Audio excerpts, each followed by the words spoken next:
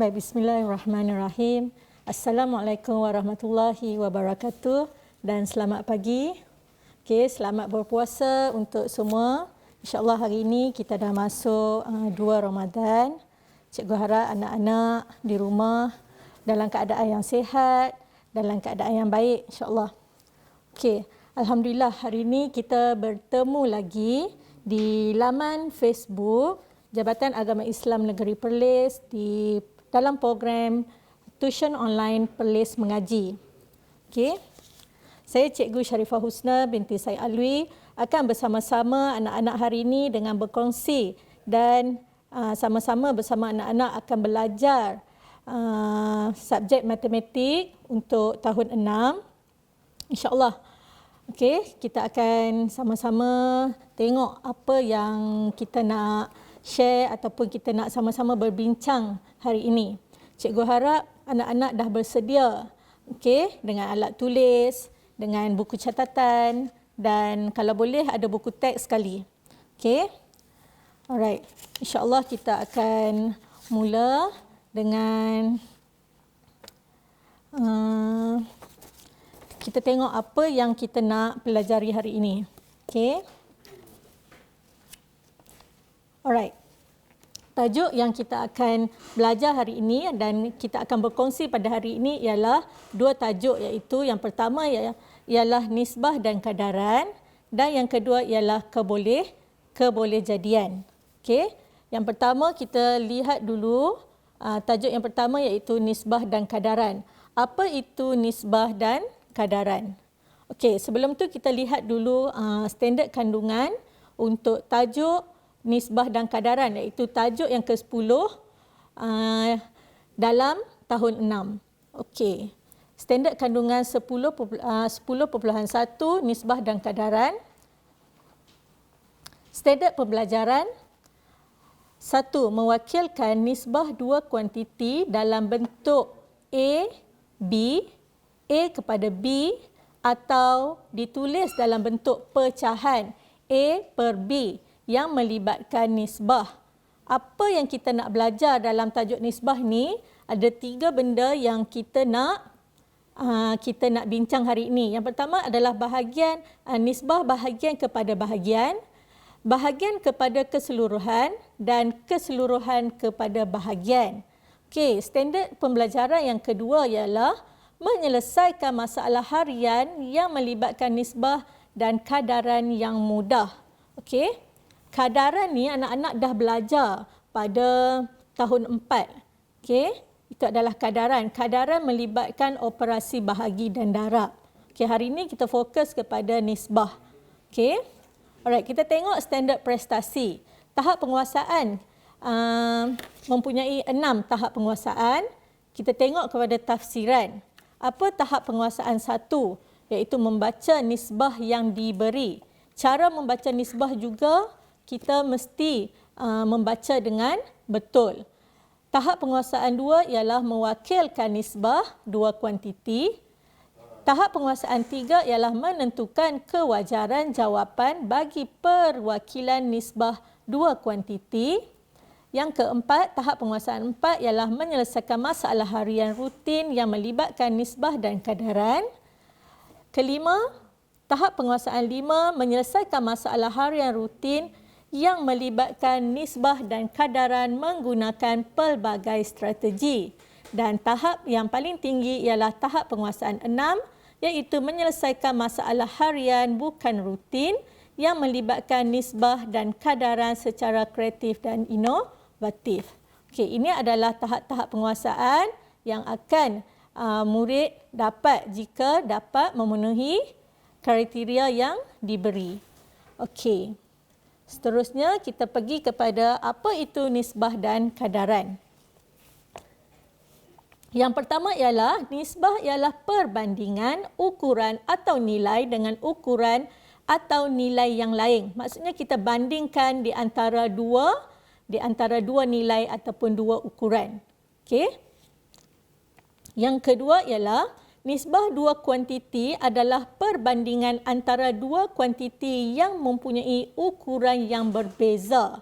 Okey, maksudnya 2 kuantiti yang berbeza ataupun kuantiti yang sama tetapi mempunyai ukuran yang berbeza. Okey. Yang ketiga ialah nisbah dua kuantiti ditulis dalam bentuk A kepada B atau A per B. Nisbah juga boleh ditulis dalam bentuk pecahan. Jika soalan minta kita tulis dalam bentuk pecahan, kita perlu nyatakan dalam bentuk pecahan. Okey, dan yang terakhir, nisbah mesti ditulis tanpa unit. Okey, nanti kita lihat bagaimana nisbah ini ditulis tanpa unit.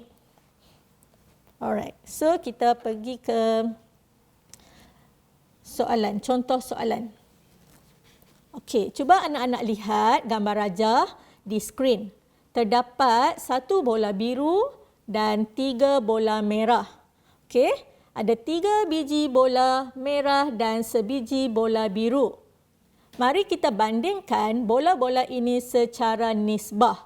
Okey, kita lihat cara untuk menulis dan membandingkan bola-bola ini secara nisbah. Okey, yang pertama, nisbah bilangan bola biru kepada bola merah iaitu ialah 1 kepada 3. Okey, cara membaca nisbah ialah nisbah 1 kepada 3. Okey. Jika anak-anak lihat di sini, di soalan A, nisbah bilangan bola biru kepada bola merah. Apa yang disebut dahulu ialah bola biru, kemudian bola merah. Pastikan di sini anak-anak menulis nilai bola biru dahulu, kemudian bola merah. Okey. Nisbah 1 kepada 3 ditulis nisbah 1 titik bertindih 3. Ini adalah bentuk nisbah, nilai ataupun nombor nisbah. Okey, satu ini mewakili bola biru dan 3 ini mewakili bola merah. Okey, kita tengok B. Nisbah bilangan bola merah kepada bola biru. Jika kita lihat di sini, bola merah disebut dahulu, kemudian kepada bola biru. Jadi kita mesti meletakkan nilai bola merah terlebih dahulu, kemudian ditulis nilai bola biru, iaitu 3 kepada 1. Nisbah 3 kepada 1. Okey, seterusnya, nisbah bilangan bola biru kepada semua bola. Jika kita lihat di sini, bola biru terdapat sebiji bola biru kepada semua bola. Semua bola ialah kita gabungkan bola biru dan juga bola merah, iaitu jumlah keseluruhan iaitu 4. Jadi nisbah ditulis bola biru kepada semua bola iaitu 1 nisbah 4. Okey, bola biru mewakili 1 dan 4 mewakili jumlah semua bola. Okey, ini adalah cara-cara untuk membuat perbandingan di antara sesuatu kuantiti ataupun ukuran. Okey, yang keempat ialah nisbah bilangan semua bola kepada bola merah. Nisbah bilangan semua bola. Semua bola disebut dahulu, maksudnya dia akan berada di hadapanlah kepada bola merah. Okey, semua bola iaitu 4 kepada bola merah mempunyai nilai 3. Jadi, ianya ditulis nisbah 4 kepada 3. Okey, ini cara untuk kita menulis nisbah. Okey. Seterusnya kita pergi kepada soalan yang kedua. Oh, ada satu soalan di sini, persoalan. Adakah nisbah 1 kepada 3 sama dengan nisbah 3 kepada 1? Cuba anak-anak fikirkan, adakah sama nisbah 1 kepada 3 dengan 3 nisbah 1? Okey, cuba fikirkan. Baik, kita pergi kepada soalan seterusnya. Okey, jika anak-anak lihat gambar rajah ini, anak-anak boleh merujuk buku teks pada muka surat 157. Okey, 157 dalam buku teks. Okey, kita lihat gambar rajah ini. Ada 2 kon biru, 4 kon kuning dan 3 kon merah. Bilangan semua kon ialah 9. Cuba kamu lengkapkan jadual di bawah. Okey, kalau kita lihat jadual perbandingan bilangan, okey, kon biru kepada kon kuning. Kon biru mempunyai 2, kon kuning mempunyai 3. Kon kuning ada 4. Jadi nisbah ini ditulis nisbah 2 kepada 4. Biru kepada kuning iaitu 2 nisbah 2 kepada 4. Okey. Yang kedua kita lihat kon merah kepada kon biru. Kon merah ada berapa? Kon merah ada 3 dan kon biru ada 2. Jadi kita tulis nilai kon merah terlebih dahulu nisbah kepada nilai kon biru iaitu 3 nisbah 3 kepada 2. Okey.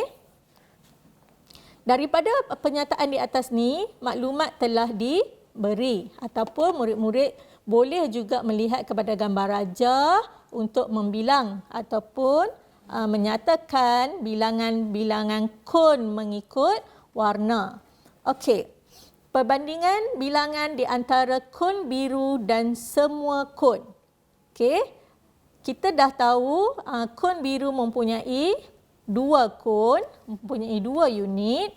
Semua kon, semua ada berapa? So kita tambahlah semua. Kon biru ada 2, kon kuning ada 4 dan kon merah ada 3. So semua ada 9.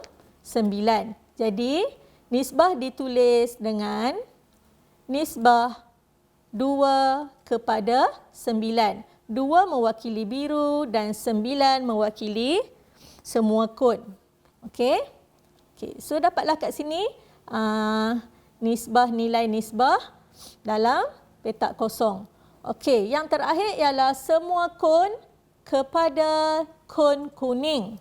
Semua kon kita dah tahu 9 dan kuning. Berapa kon kuning? Kon kuning ialah 4. Jadi kita tulis nilai semua kon dahulu 9 kepada kuning 4. Jadi nisbah 9 kepada 4. Okey. Awak mesti tulis nilai yang mana yang berada di hadapan terlebih dahulu. Okey. So kita tengok apa soalan di sini. Bandingkan nisbah bilangan lelaki kepada bilangan perempuan. Okey, kalau kita tengok gambar rajah ni, ada berapa murid lelaki dan ada berapa bilangan perempuan? Ada berapa? Dia tak kata murid di sini, dia kata bilangan lelaki kepada bilangan perempuan. So, kalau kita tengok pada gambar rajah, bilangan lelaki. Lelaki ada 1, 2, 3, 4, 5, 6, 7. 7 termasuk dengan ni, guru ni. Okey. So, lelaki ada 7 dan perempuan ada 1, 2, 3, 4, 5 dan 6. Jadi, bilangan lelaki 7 dan bilangan perempuan 6. So, jadi nisbah ditulis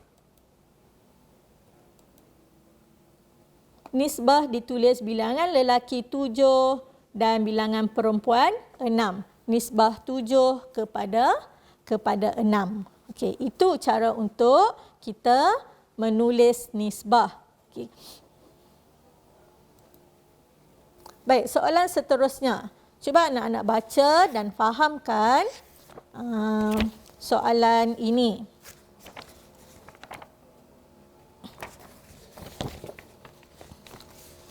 Puan Samin membeli ribbon untuk menghiasi beberapa hadiah hantaran perkahwinan. Panjang ribbon berwarna hijau dan merah itu masing-masing ialah 7 meter dan 3 meter. Okey, kita lihat apa persoalannya. Nyatakan nisbah panjang ribbon merah kepada ribbon hijau. Okey, kalau kita lihat di sini ribbon merah. Merah iaitu 3, kepada ribbon hijau, iaitu 7. Okey, yang kedua, nyatakan nisbah panjang ribbon hijau kepada nisbah ribbon merah. Yang ketiga, nyatakan nisbah panjang ribbon hijau kepada keseluruhan ribbon. Jumlah keseluruhan ribbon. Maksudnya kita kena tambah dua-dua bilangan. Okey. So, dan yang keempat, nisbah panjang keseluruhan ribbon kepada panjang ribbon merah. Okey, kita lihat satu persatu.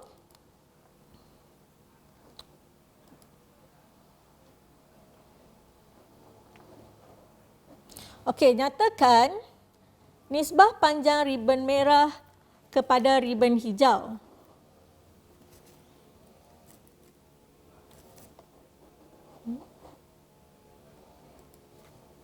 Merah tadi ialah 3 dan hijau ialah 7. Jadi nisbah ditulis nisbah 3 kepada 7. Yang kedua, nyatakan nisbah panjang ribbon hijau kepada nisbah ribbon merah. Jadi hijau disebut dahulu, hijau iaitu 7 dan merah ialah 3. Jadi kita tulis nisbah 7 kepada 3. Okey. Seterusnya yang ketiga, nyatakan nisbah panjang ribbon hijau kepada panjang keseluruhan ribbon. Hijau yang kita tahu ialah 7, keseluruhan ialah 7 tambah 3, iaitu jumlah ribbon hijau dan juga merah. Okey, nisbah ditulis nisbah 7 kepada 10 atau dalam bentuk pecahan iaitu 7/10. Okey. Dan yang terakhir ialah nisbah panjang keseluruhan ribbon kepada panjang ribbon merah. Keseluruhan ribbon ialah 10 dan ribbon merah ialah 3. Jadi nisbah ditulis nisbah 10 kepada 3.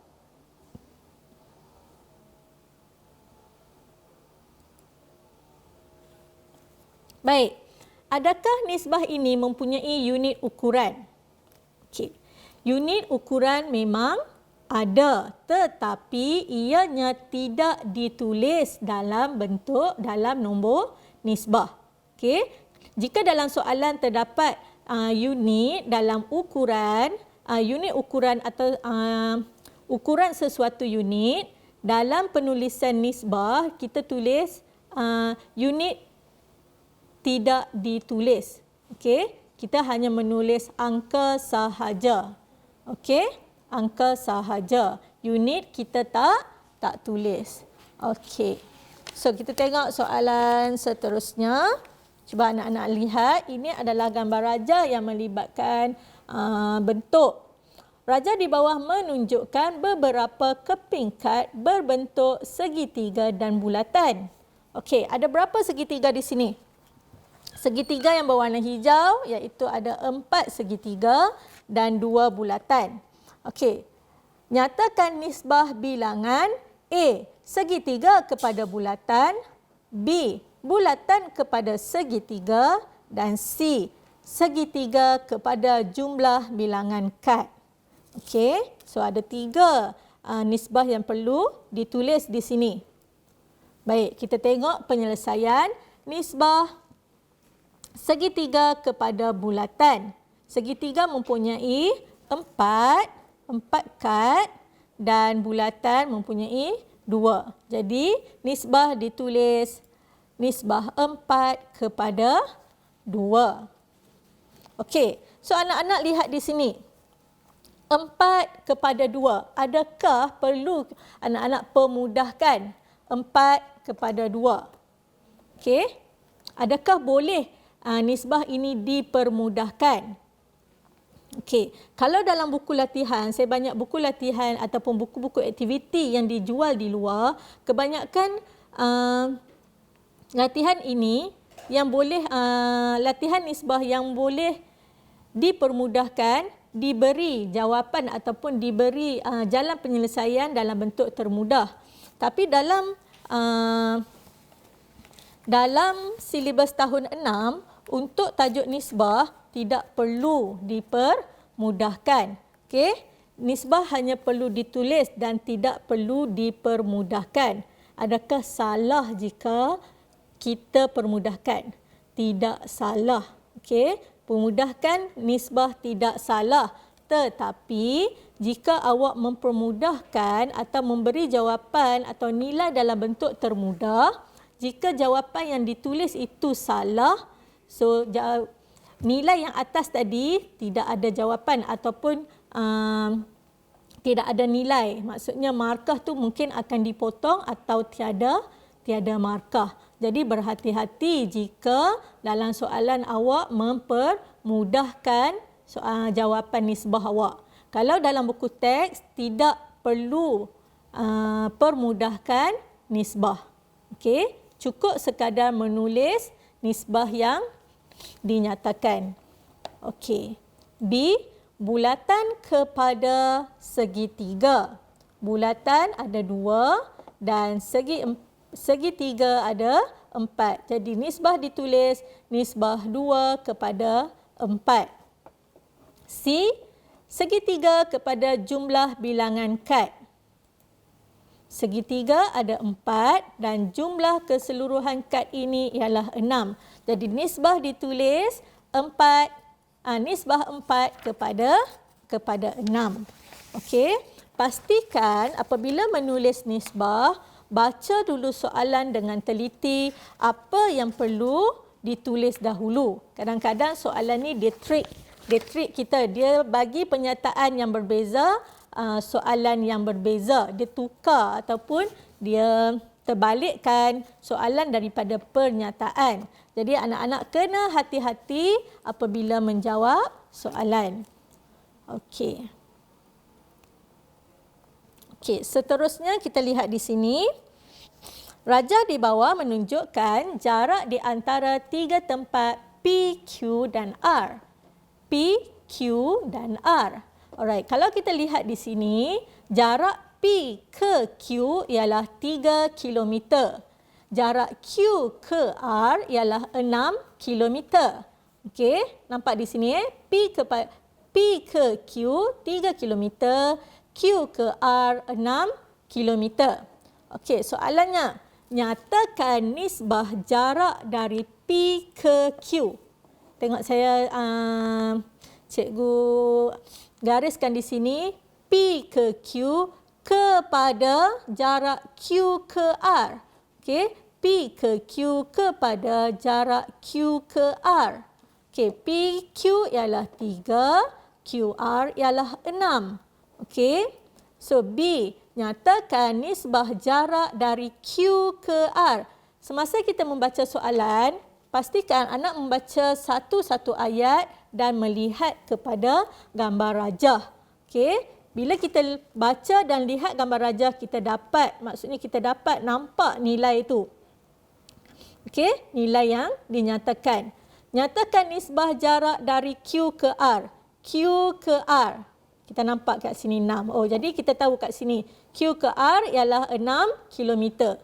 Kepada jarak dari P ke R. Okey, bila disebut P ke R, kita lihat balik kepada gambar rajah. P ke R. Dari P ke R. Maksudnya dari awal sehingga akhir. Berapa? So 3 km tambah 6 km. 9 km. Jadi kita nampaklah di sini P ke R iaitu 9 km. Okey, kita jawab soalan A. Jarak PQ kepada QR. PQ 3 km, QR 6 km. Apabila unit ini sama, kita tak ada masalah. Okey, kita terus tulis nisbah 3 kepada 6. Tidak perlu tulis unit. Tidak perlu tulis unit. Okey. Nisbah ditulis tanpa unit. Okey, B.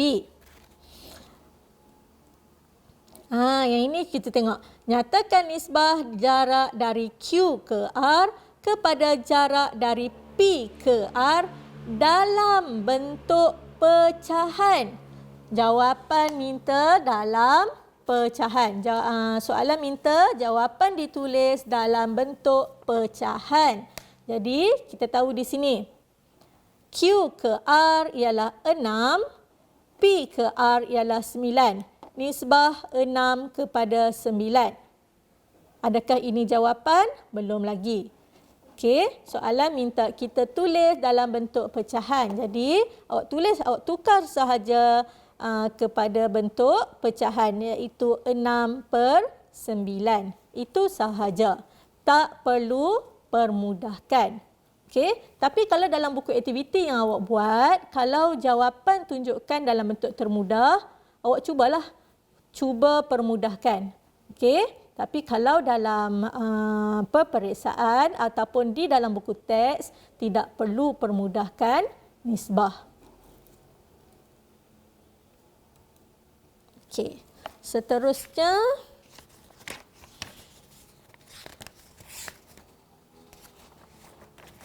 soalan seterusnya ialah raja di bawah menunjukkan dua buah segi empat sama P dan Q. Okey. Segi empat sama. Dua-dua segi empat sama. Apa maksud segi empat sama? Segi empat sama ialah mempunyai nilai sisi yang sama. Nilai sisi yang sama. Okey, P dan Q. Perimeter segi empat sama P ni ialah 16. Manakala perimeter segi empat sama Q ialah 40. Okey, ini ialah 16. Ini ialah 40. Okey. Jika dia beri perimeter, so dalam kita punya, awak dah fikir dah. Bila perimeter dia 16, sisi ada 4. Jadi 16 bahagilah dengan 4. Okey, untuk dapatkan panjang satu sisi. Okey, bila P ialah 16, so cari panjang sisi segi 4 sama P dan Q. Perimeter P ialah 16. Untuk dapatkan satu sisi P, 16 cm bahagi dengan 4. Kenapa 4? Sebab P mempunyai 4 sisi. Jadi, kita dapatlah satu sisi, panjang sisi segi 4P ialah 4 cm. Okey, ini untuk P. Kemudian Q. Perimeter Q dia bagi ialah 40 cm. Okey, 40. Q juga mempunyai 4 sisi yang sama. Jadi untuk dapatkan satu sisi, 40 cm bahagi dengan 4. Sama dengan 10 cm untuk satu sisi. Okey, jadi kita dapatlah satu sisi P ialah 4 dan satu sisi Q ialah 10. Okey. Soalannya, berapakah nisbah panjang sisi segi 4? Okey, yang ni kita dah dapat.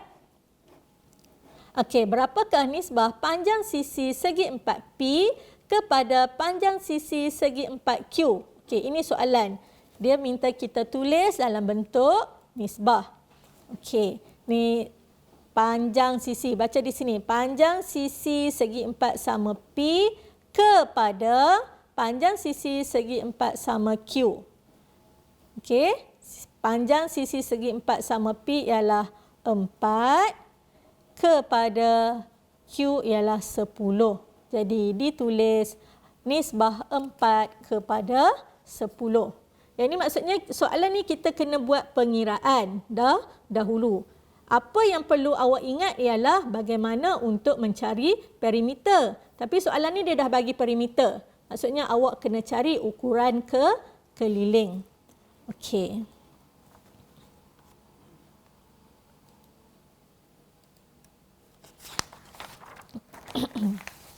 Baik, cuba kita lihat soalan seterusnya. Encik Kumar membeli setin cat hijau berisi padu 2 liter. Okey, hijau 2 liter dan setin cat merah yang berisi padu 5 liter. Dia telah menggunakan 1 liter cat hijau dan 3 liter cat merah itu. Berapakah nisbah Okey, soalan ni. Berapakah nisbah isi padu cat merah yang belum digunakan? Ini kata kuncinya.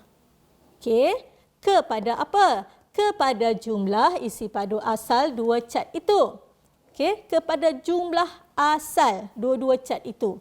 Okey, kat sini saya buat dalam bentuk jadual. Okey, cuba anak-anak lihat. Warna hijau, cat hijau dan cat merah. Isi padu asal cat hijau ialah 2 liter. Okey. Isi padu asal bagi cat merah ialah 5 liter. Okey, 1 liter bagi cat hijau telah digunakan dan 3 liter cat merah telah digunakan. Bila guna mesti berkurang. Bila berkurang kita gunakan operasi tolak. Okey, so baki, kita lihat baki isi padu. Baki isi padu cat hijau iaitu 2 liter tolak 1 liter sama dengan 1 liter baki cat hijau. Dan baki isi padu cat merah iaitu 5 liter tolak 3 liter sama dengan 2 liter baki cat merah. Okey, kat situ kita dah ada maklumat. Semua maklumat dah ada kat situ. Jadi kita boleh tulis ataupun kita boleh jawab soalan. Okey. Jumlah isi padu 2 cat. Asalnya, okey, jumlah isi padu asal 2 cat itu ialah 2 liter hijau dan 5 liter merah bersamaan dengan 7 liter. Itu adalah jumlah isi padu asal 2 cat itu. Kemudian, soalan kata tadi, nyatakan nisbah isi padu cat merah yang belum digunakan. Yang belum digunakan maksudnya yang baki tadilah. Okey. Baki cat merah yang belum digunakan ialah 2 liter kepada jumlah isi padu asal 2 cat itu, iaitu jumlah asal ialah 7. Jadi nisbah isi padu cat merah yang belum digunakan kepada jumlah isi padu asal 2 cat itu ialah nisbah 2 kepada 7. Ini yang biru ni. Nisbah 2 mewakili cat merah yang belum digunakan kepada jumlah cat asal. Okey, jumlah kedua-dua cat. Nisbah 2 kepada 7. Okey, senang je kan? Soalan nisbah adalah soalan yang mudah. Cuma awak, anak-anak kena berhati-hati apabila menjawab soalan ataupun membaca soalan. Okey, seterusnya kita lihat gambar rajah ini. Okey, berikut adalah perbualan antara Razik dan Mary. Razik, saya ada 8 biji limau. Bilangan limau saya adalah 4 biji lebih daripada kamu, kata Mary. Okey, maksudnya Mary ada 4 biji lebih. Kalau ada perkataan lebih daripada, bermaksud kita perlu tambah. Jika Razik ada 8, Mary ada 4 lebih daripada Razik. So, kita perlu gunakan operasi tambah. Okey, soalannya. Tulis nisbah bilangan limau Razik kepada bilangan limau Mary. Okey. B. Mary memberi 1/4 daripada limaunya kepada Linda. Nyatakan nisbah bilangan limau Linda kepada bilangan baki limau Mary. Okey. Mary bagi dekat Linda 1/4 daripada limaunya. Okey, ingat 1/4 daripada. Ini semua kita dah belajar. 1/4 daripada. Apa maksud daripada? 1/4 darab dengan jumlah limau Mary. Okey, kita cari dulu berapa jumlah limau Mary. Bilangan limau Razik ialah 8 dan bilangan limau Mary ialah 8 tambah 4 iaitu 12. Okey. So, sekarang dapatlah kita tulis nisbah bilangan limau Razik kepada bilangan limau Mary. Berapa? Nisbah 8 kepada 12. Okey, ini adalah jawapan untuk A. Nisbah 8 kepada 12. Seterusnya B. Bilangan limau Linda. Linda Berapa kita perlu cari? Mary beri kepada Linda 1/4 daripada jumlah limaunya. Jumlah limau Mary ialah 12. Jadi penyelesaiannya ialah 1/4 darab dengan 12. So kita akan dapat 3. Jadi Mary telah memberi 3 biji limau kepada Linda. So bilangan baki limau Mary ialah 12, ialah bilangan asal. Tolak 3 yang telah diberikan kepada Linda. So bakinya ialah 9. Okey. So soalan B. Nisbah bilangan limau Linda kepada baki limau Mary. Dia minta Linda dulu. Linda ialah 3 dan baki limau Mary ialah 9. Okey, kat sini awak kena hati-hati Dia minta baki, bukannya jumlah limau Mary yang asal. Baki limau Mary. Jadi Linda kepada baki limau Mary ialah nisbah 3/9. Okey, ditulis 3/9. Okey, seterusnya jadual di bawah menunjukkan bilangan pelanggan di sebuah pasaraya. Okey. Okey, dewasa 250. Kanak-kanak tidak dinyatakan. Baik, nisbah bilangan pelanggan dewasa kepada bilangan pelanggan kanak-kanak ialah 2/5. Okey, 2 ini ialah nilai bagi dewasa. Hitung bilangan pelanggan kanak-kanak yang ada di pasaraya itu. Okey, kita nak cari bilangan kanak-kanak ni. Okey, nisbah diberi ialah nisbah 2/5. Baik. 2 itu mewakili 250 iaitu dewasa. Berapa bilangan kanak-kanak? Okey. Kalau di sini kita lihat. Saya tunjukkan sikit. Baik. 2/5. Ini ialah dewasa. Ini ialah kanak-kanak. Okey, diberi jumlah bilangan dewasa ialah 250 dan kanak-kanak kita tak tahu. Okey, dalam keadaan macam ni, awak boleh buat dalam bentuk pecahan 2/5. Sini sikit.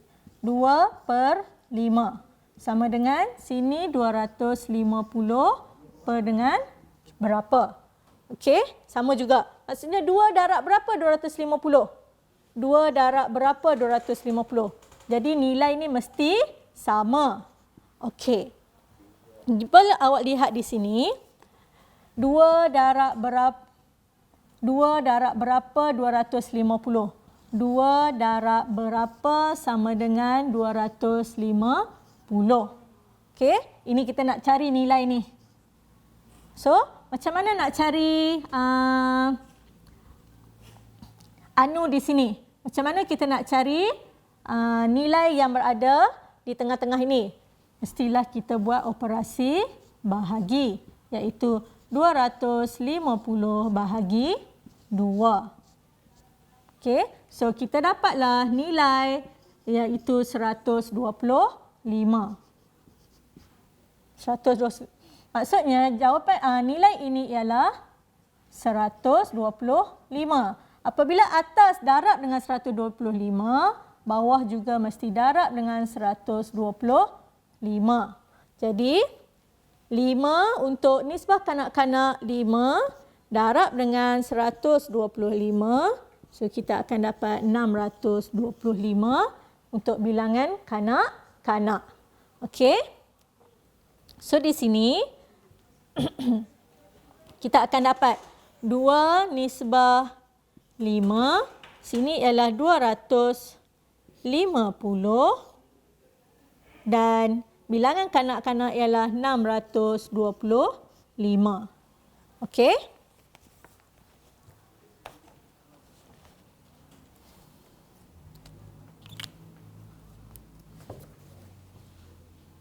Okey, soalan ini memerlukan awak menggunakan ataupun membuat penyelesaian menggunakan operasi darab dan bahagi. Okey, so kita dapatlah kat sini 2 darab 125 dan 5 darab 125. Kita akan dapat 250 dengan 625.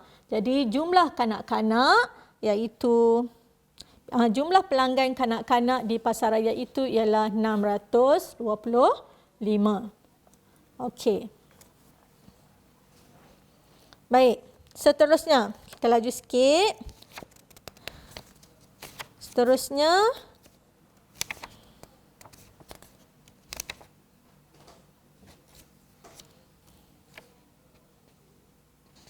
okey, nisbah bilangan meja makan kepada kerusi di sebuah sekolah ialah 60 kepada 90. Okey, jika terdapat 600 meja, cari bilangan kerusi dalam sekolah itu. Sama juga macam tadi.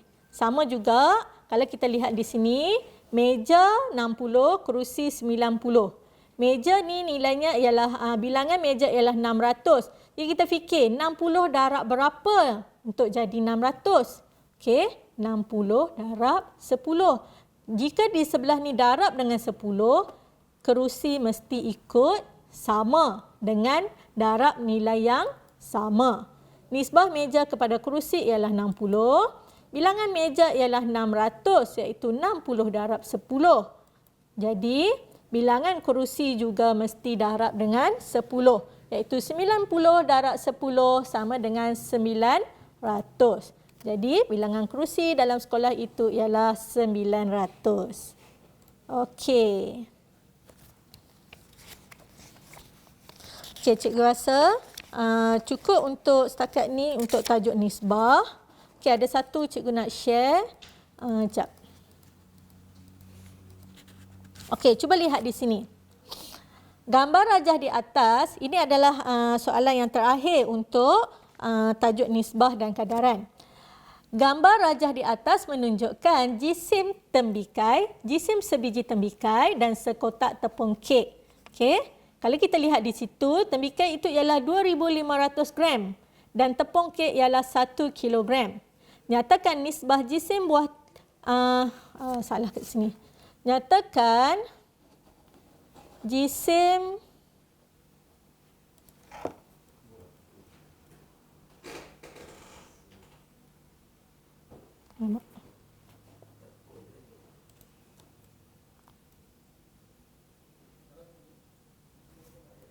nyatakan nisbah jisim tepung kek. Nyatakan nisbah jisim tepung kek kepada buah tembikai. Okey, kalau anak-anak lihat di sini, jisim yang diberikan dalam bentuk gram dan kilogram. Okey, dalam bentuk kilogram dan gram. Okey, penyelesaian.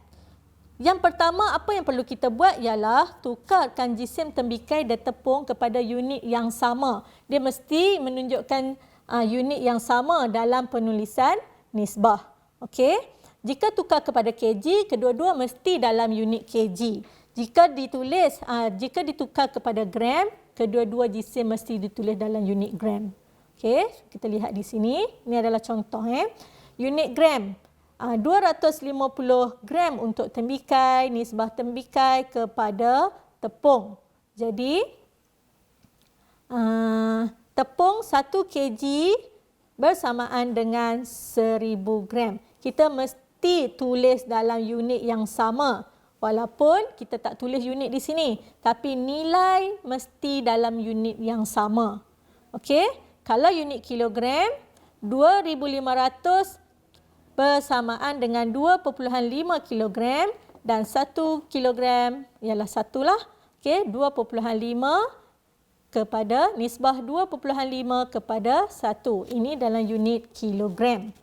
Okey. Baik.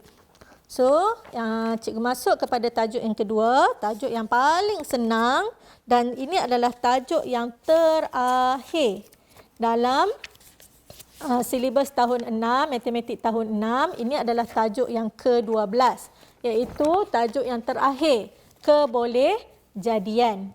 Okey. Kebolehjadian. Apa kebolehjadian tu? So kita tengok.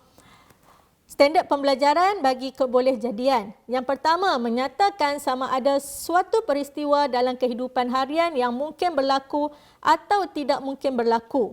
Okey? Mungkin atau tidak mungkin. Ada dua. Mungkin atau tidak mungkin berlaku. Yang kedua, menyatakan kebolehjadian suatu peristiwa sebagai mustahil, kecil kemungkinan, sama kemungkinan, besar kemungkinan atau pasti. Okey, kita lihat di sini. Ada 5 di situ. 5 kebolehjadian peristiwa. Okey, kebolehjadian bermaksud kemungkinan sesuatu peristiwa berlaku. Okey, so mengenal peristiwa yang mungkin atau tidak mungkin. Jika suatu peristiwa boleh jadi atau dapat terjadi, maka peristiwa itu dikatakan mungkin berlaku. Okey, contoh peristiwa yang mungkin berlaku, sebatang pokok durian berbuah. Adakah itu mungkin atau tidak mungkin? Itu adalah contoh untuk mungkin berlaku. Kenapa kita kata mungkin? Kadang-kadang pokok durian tidak berbuah, tetapi ada dan selalunya berbuah. B. Tiada bekalan elektrik pada suatu hari. Itu adalah juga mungkin berlaku. Okey, yang kedua, begitu juga sebaliknya. Jika suatu peristiwa dikatakan tidak boleh jadi atau tidak dapat terjadi, maka peristiwa itu dikatakan tidak mungkin berlaku. Contoh peristiwa yang tidak mungkin berlaku, matahari terbit di arah barat. Yang kedua, terdapat 4 musim di Malaysia. Tidak mungkin berlaku. Okey. So, seterusnya kita lihat di sini. Contoh ini, gambar rajah ini, anak-anak boleh rujuk buku teks di muka surat 182. Okey. Sebuah kotak berisi beberapa biji guli merah, biru dan hijau. Okey. Dalam kotak tu ada guli merah, biru dan hijau. Okey, kita lihat perbualan di antara guru dan murid. Adakah mungkin guli merah dikeluarkan daripada kotak itu? Okey, ini dikeluarkan secara rawak. Maksudnya kita ambil secara rawak tanpa lihat. Okey. Adakah mungkin guli merah dikeluarkan? Okey, murid tu jawab, mungkin guli merah memang ada dalam kotak itu. Jadi kalau kita ambil pun, kita mungkin akan dapat guli merah sebab guli merah memang ada dalam kotak. Okey. Cikgu, guli biru dan hijau juga mungkin dikeluarkan. Okey. Biru dan hijau juga mungkin. Okey, cuba kita lihat staff nurse ni. Apa yang staff nurse ni cakap? Berdasarkan situasi di atas, mungkinkah guli putih akan dikeluarkan? Okey. Pada pendapat awak, adakah mungkin guli putih dikeluarkan? Okey. Mungkin atau tidak mungkin? Tidak mungkin. Tidak mungkin guli putih dikeluarkan kerana tiada pun guli putih dalam kotak tersebut. Okey. Guli putih tiada dalam kotak. Okey. Seterusnya, kita lihat di sini. Nyatakan mungkin atau tidak mungkin berlaku. Ada 10 hari dalam seminggu. Yang ini semua orang tahu. Semua murid tahu dalam satu minggu ada 7 hari. Jadi tidak mungkin berlaku. Seorang murid gagal dalam ujian. Mungkin berlaku dan memang berlaku. Sebuah poligon ada 8 bucu. Mungkin juga berlaku sebab poligon ada macam-macam bilangan, bucu dan sisi. Nombor 4, mendapat nombor 10 apabila dadu dilambungkan. Dapat nombor 10 bila lambung dadu. Mungkin atau tidak mungkin? Tidak mungkin berlaku sebab dadu hanya ada 6 sahaja. 6 nombor sahaja. Robot menjadi pelayan di restoran. Mungkin berlaku sebab dah ada. Okey. Bulan Ogos ada 32 hari. Tidak mungkin berlaku sebab hari cuma ada 30 dan 31. Setahun ada 366 hari. Ya, mungkin berlaku. 366 hari ialah tahun lompat. Okey, dia berlaku selama 4 tahun sekali. Okey, kita lihat sedikit mengenal 5 kebolehjadian peristiwa. Yang pertama ialah pasti. Yang ni anak-anak kena tahu. 5 ni memang kena tahu. Kena hafal dan kena faham betul-betul. Yang pertama ialah pasti, sesuatu peristiwa yang mesti terjadi. Hari ini hari Sabtu, esok ialah hari Ahad. Okey, itu adalah benda yang pasti. Okey, yang kedua, mustahil. Sesuatu peristiwa yang tidak mungkin terjadi atau berlaku. 1 minggu ada 8 hari, itu adalah mustahil. Besar kemungkinan. Kemungkinan suatu peristiwa untuk berlaku adalah besar atau besar peluangnya. Mendapat nombor 1 digit daripada siri nombor 1 hingga 12. Mendapat nombor 1 digit. Memang besarlah kemungkinan sebab nombor 1 hingga 12 ada berapa? Ada 9 nombor 1 digit. Maksudnya dia banyak daripada 12 tu. Ada 9 nombor yang 1 digit. Okey, itu dia kepanggil besar kemungkinan.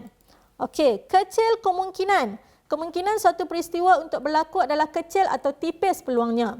Contoh, mendapat huruf J daripada perkataan sejahtera. Kenapa kecil? Sebab J dalam perkataan sejahtera ni, J hanya ada 1 sahaja. Kalau kita ambil secara rawak, mungkin kita akan dapat A, mungkin kita akan dapat H. Jadi, kecil kemungkinan. Boleh tak kita cakap mustahil? Tidak boleh. Sebab J ada dalam perkataan sejahtera. Okey. Sama kemungkinan. Kemungkinan suatu peristiwa untuk berlaku atau tidak berlaku adalah sama besar. Contoh, mendapat kepala atau ekor daripada lontaran sekeping duit shilling. Kalau kita tengok, duit shilling dia hanya ada 2 bahagian. Kepala dan ekor. Jadi, bila ada 2 bahagian, maksudnya dia mempunyai bahagian yang sama. Satu-satu. Kalau kita tak dapat kepala, kita akan dapat ekor. Itu sahaja. Okey, itu yang dikatakan sama kemungkinan. Okey, kita tengok sedikit contoh. Okey, Malaysia menyambut hari kemerdekaan pada 31 Ogos. Betul, pasti, betul tak? So, pastilah. Itu memang berlaku setiap tahun. Okey, paras air sungai meningkat apabila musim tengkujuh.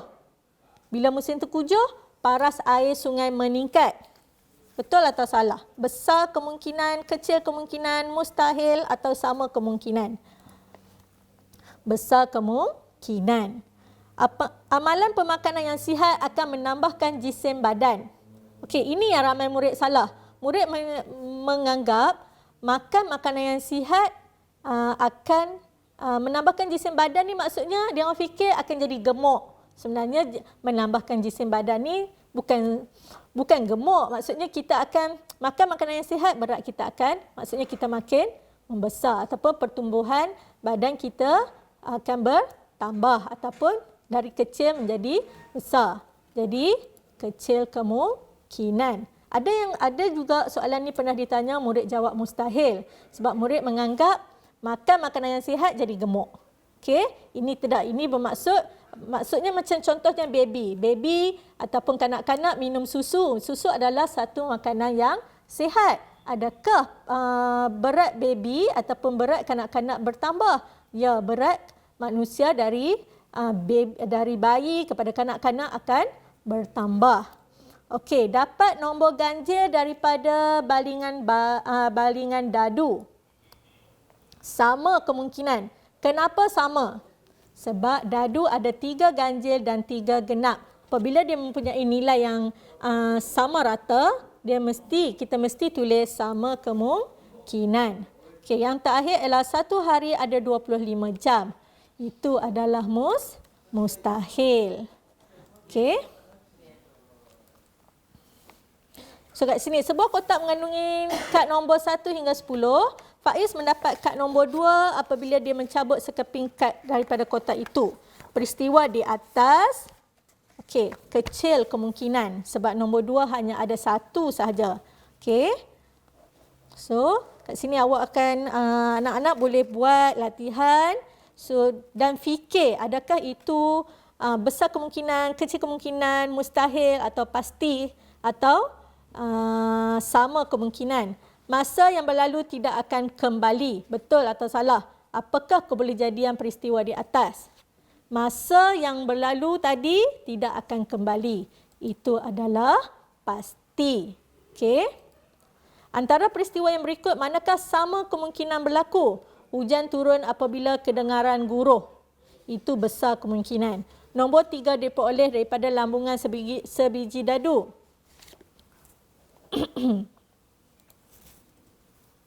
Nombor 3 diperoleh daripada lambungan sebiji dadu. Okey, dia minta sama. Okey, tak, bukan sama. Nombor 3 hanya ada 1 daripada 6. Hari ini Isnin, esok ialah Selasa. Itu ialah pasti. Dan kepala diperoleh apabila sekeping duit shilling di lambung. Okey, ini adalah sama. Sebab apa? Sebab dia mempunyai nilai satu-satu, nilai yang sama. Okey, kalau tak dapat kepala, dia akan dapat ekor. Itu yang kita katakan sama kemungkinan. Alright. So, yang terakhir, okey, yang terakhir. Aiman ingin mengeluarkan sebiji guli putih daripada kotak itu. Kalau kita lihat di sini ada 7 guli hitam dan 2 guli putih. Tandakan right pada kebolehjadian dia mengeluarkan sebiji guli putih. Okey, ini dikeluarkan secara rawak. Okey, dikeluarkan secara rawak. Apakah kemungkinan, apakah kebolehjadian dia mengeluarkan sebiji guli putih? Okey. Guli putih kalau kita lihat di sini, guli putih hanya ada 2. Jadi dia nilai dia lebih kecil daripada guli hitam. Jadi kita tak boleh letak mustahil sebab dia ada dalam kotak itu. Besar kemungkinan, kita tak boleh letak besar kemungkinan sebab nilai bilangan guli putih lebih kecil. Jadi jawapan dia ialah kecil kemungkinan. Okey. Dan B, untuk mengubah kebolehjadian peristiwa di soalan A menjadi sama kemungkinan, beri satu cadangan yang boleh dilakukan oleh Aiman. Okey, kita nak kebolehjadian yang A tadi tu menjadi sama kemungkinan. Tadi kecil kemungkinan kan, kita nak tukar menjadi sama kemungkinan. Apa cadangan yang perlu Aiman buat? Okey, maksudnya ini adalah contoh.